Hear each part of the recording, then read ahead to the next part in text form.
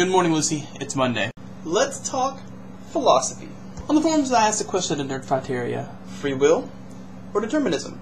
Now, first, with a little bit of an explanation. Free will is, as you may know, the will to act freely.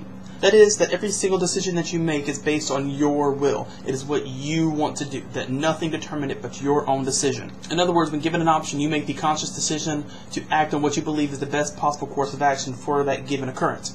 However, just like anything else, there are opposing theories. There is predestiny, there is destiny, and then there is determinism. Basically, what determinism says is that every single action you do take, have taken, or will take in life was predetermined, not to be confused with predestined. Predestined means that things are meant to happen for a reason, which is not what I believe. I believe that things happen for a reason. That is not to say that I believe that everything happens for a reason, in the sense that there is a overpowering, governing reason for everything to happen, like God or something like that, saying this needs to happen for this to happen. I'm saying that everything has cause and effect, that event A happens because event B, C, D, E, and F happened at some other point in time. My favorite example is the Coke example. So let's say you go into a store and you want to buy a drink. You're thirsty. There's a chemical reaction in your body that is telling you, hey, I need fluids. So you go into this convenience store that you happen to be driving by at the time. You walk past the candy aisle, you look at certain candies, you go to the display, and you purchase a Coke. Why a Coke? Who knows? I'm not you. But you go in, you buy this Coke, and you pay the cashier, and you leave. Now what free will has you think is you walked in that store and bought that Coke because that's what you wanted to do. Because you wanted to purchase that Coke. That was what you yourself wanted. What determinism states, however, is that you walked to that store and bought that Coke based on history and yourself, based on what is in your body. For instance, the location of the store you purchased it at. You bought that Coke in that particular store because you were driving by it, because you were on your way to work. You have that particular job because you went to college for that particular job.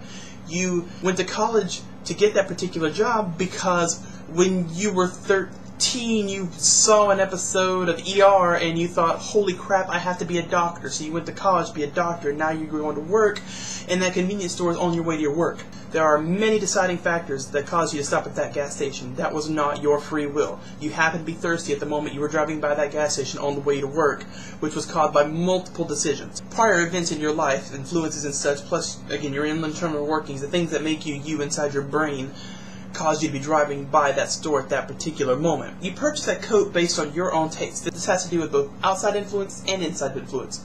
For instance, when you were younger, your mom purchased Coke for you. That was your treat. You grew up thinking Coke was like candy, and you got it when you did something good. So when you got older, it became your thing. You wanted a Coke when you wanted a treat. That could be a reason. Another determining factor is advertising. You watch TV, while you were watching ER, you saw advertisements for Coke. Those ingrained themselves in your brain, and so you developed a taste for Coke. You went in that store, and the first thing you thought was Coke, and then you went and bought the Coke. It could be that the Coke is at eye level on the shelf. You walked in thirsty, the first thing you saw on eye level of the shelf was a Coke, and you purchased it. There are many, many, many deciding factors into what made you buy that Coke.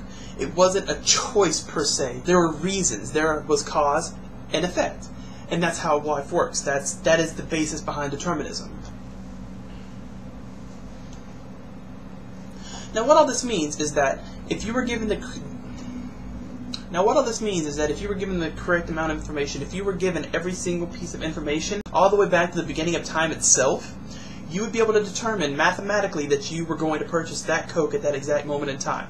Event A happened, which led to event B, which led to event C, which then led to event D, which was also influenced by events 3, 7, 15, and 24, and things just kind of branch out from there until you get to the event in your life where you purchase a Coke. That is the thought process behind determinism.